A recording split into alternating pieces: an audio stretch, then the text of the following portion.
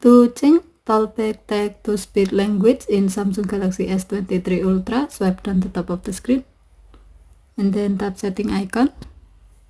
Scroll down the screen to find accessibility. Tap accessibility and then tap talkback.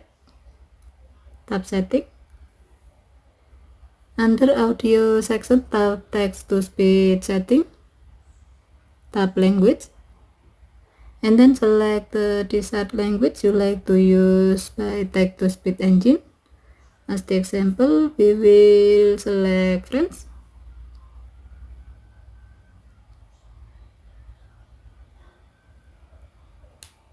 Now the talkback text to speech engine will read the text aloud in the language you have selected before. To know how it will sound, tap play button.